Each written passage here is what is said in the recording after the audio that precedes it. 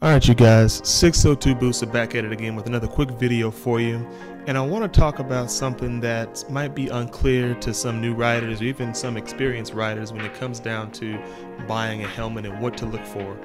There's so many different types of helmets out there, but one thing that confuses people is what those alphabet boys mean. And when I'm talking about alphabet boys, I'm talking about DOT, ECE, Snell. What are these different standards, and should you even have to worry about them? Let's talk about it. So what different standards are there? Well, first in the US, you have the Department of Transportation, or DOT. Also, Snell Certification is common as well. Now, the DOT standards are federally mandated, meaning these are law. Anyone that's creating a helmet that's going to be used on the street needs to at least have a DOT sticker or meet the DOT standards. That's law, federally mandated there. You can't get around it. While Snell certifications are totally optional. Not every helmet manufacturer has to have a Snell rating. The Snell rating, though, is issued by a private nonprofit testing organization that does more testing, more strenuous testing than what DOT is mandated to do. Now, the ECE, or the Economic Commission for Europe standard, that's the European version of the DOT standard, though its tests are much more rigorous. And it's also recognized by over 50 different countries and by every major racing organization in the world. Other less common certification schemes are the SHARP rating system, which is in the UK, and also CRASH, which is in Australia. But we're not going to be talking about those. We're just going to be talking about the big three here. So let's first get into the DOT certification. So what exactly does a DOT certification involve? You know, what does a manufacturer have to do to be able to meet this certification?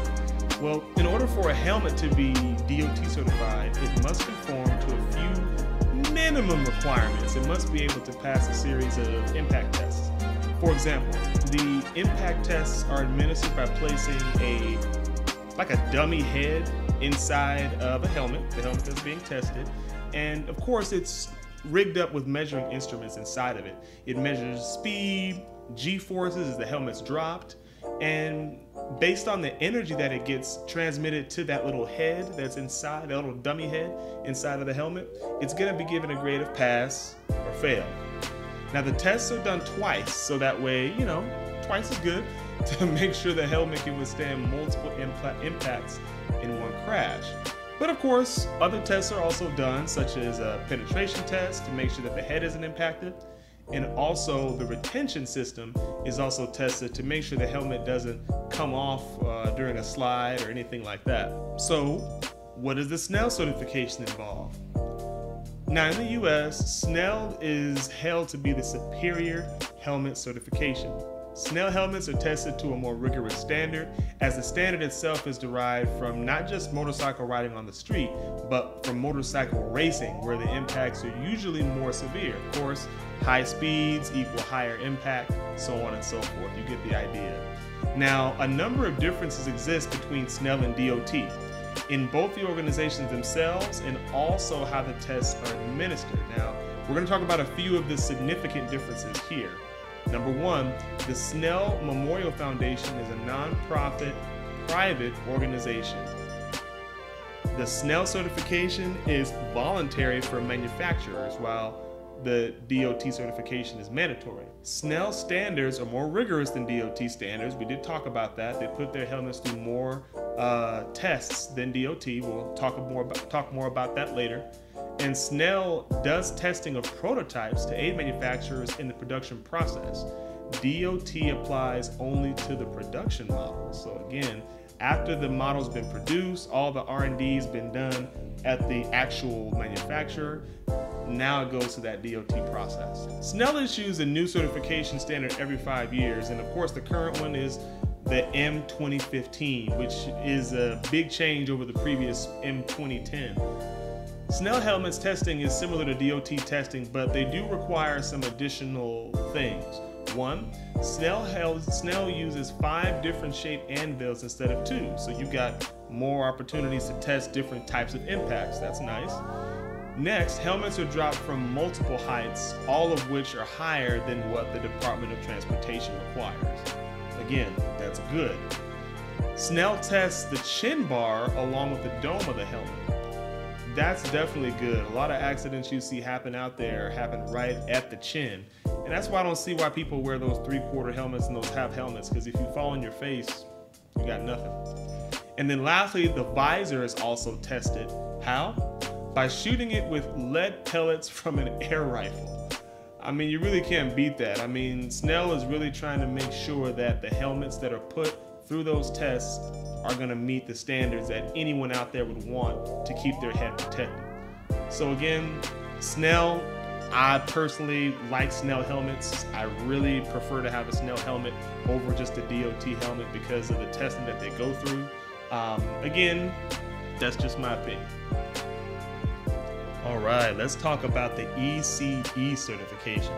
Now, even though it doesn't get a lot of attention over here in the US, the ECE Standard Motorcycle Helmet Certification actually is the most widely used in the world. Again, recognized by over 50 countries and every major racing organization you could possibly think of. It's the most up-to-date, rigorous testing, and it's a combination of both the DOT and the Snell procedures with a few extra added in. The ECE testing involves impact absorption by dropping the helmet onto a flat anvil surface, testing this chin strap buckle for slippage. Definitely don't want that helmet coming off while you're riding.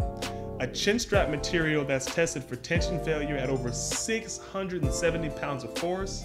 Abrasion resistance, making sure that the shell is tested for deformation under weight of nearly 150 pounds. And they also test the visor as well.